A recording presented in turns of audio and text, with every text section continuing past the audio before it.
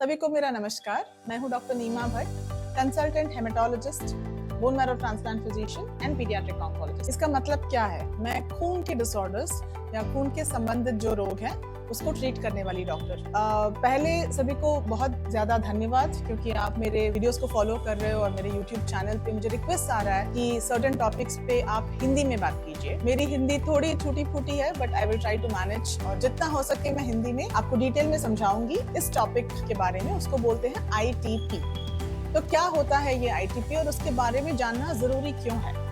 हमारे खून में 3 तरह के कण होते हैं, red blood cells, white blood cells and platelets.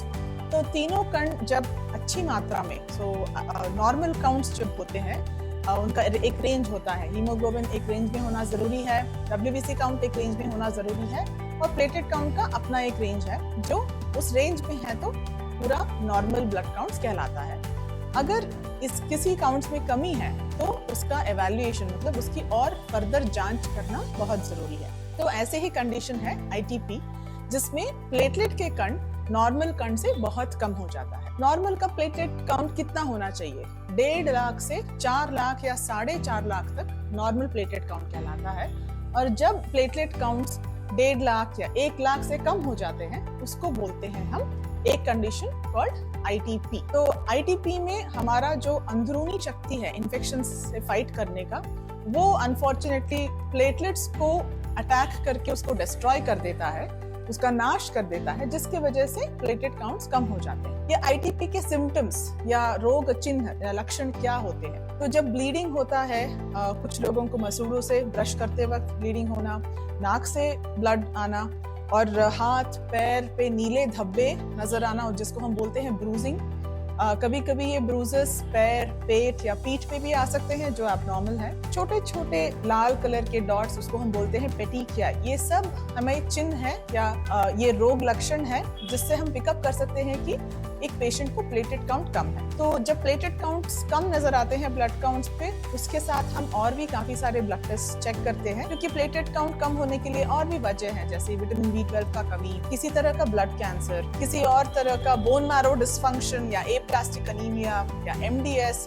ऐसे बहुत सारे रीजंस हैं जिसकी वजह से प्लेटलेट का काउंट कम हो सकता है। पर जो ITP है उसमें ये सारे रीजंस हमें रूल आउट करना है, मतलब इन सभी को एक के बाद एक कंफर्म करना है कि किसी और वजह से प्लेटलेट काउंट्स कम नहीं है। ये सिर्फ हमारी अंदरूनी शक्ति की ओवर एक्टिविटी या हाइपर एक्टिविटी की वजह से प्लेटलेट्स नाश हो रहे हैं। तो ITP का ट्रीटमेंट क्या है और ये कितना भयानक बीमारी है?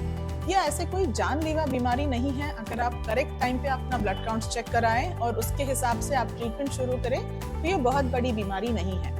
उसके डायग्नोसिस में कभी कभार हम बोन मैरो एस्पिरेशन बायोप्सी, मतलब जो खून बनाने वाली फैक्ट्री है, उसमें एक छोटी सी सुई डाल के उससे सैंपल लेके उसका भी टेस्टिंग के लिए भेजते हैं, और इसके ऊपर हमें जो भी रिपोर्ट्स आते हैं based on that we make the diagnosis. तो ये इतनी बड़ी बीमारी नहीं है जहाँ पे आपको अपनी जान की डर है, पर अगर इसका ट्रीटमेंट या इलाज सही वक्त पे नहीं हुआ और बहुत ज्यादा ब्लीडिंग हुआ, सोचो कि आपका प्लेटलेट काउंट 20,000 है, 30,000 है, और अनफॉर्चुनेटली कोई रोड एक्सीडेंट हुआ, नहीं तो आपको कोई बड़ी सर्जरी करानी है किसी वजह से, इमरजेंसी, तो अगर ये ट्रीट नहीं हुआ ITP, तो तभी ये जाके जानलेवा बीमारी हो सकती है। इनफैक्ट अगर कुछ पेशेंट्स को 50 या 60,000 से ऊपर है प्लेटलेट काउंट, तो इसके लिए बहुत ज्यादातर हम ट्रीटमेंट नहीं करते, कोई इलाज नहीं करते, सिर्फ ऑब्जर्वेशन करते हैं। महीने में एक बार, नहीं तो 3 महीने एक बार हम प्लेटलेट काउंट्स को फॉलो करते हैं। हम तब ट्रीट करते हैं जब प्लेटलेट काउंट्स 50,000 से कम होता है और पेशेंट को ब्लीडिंग का रिस्क ज्यादा होता है।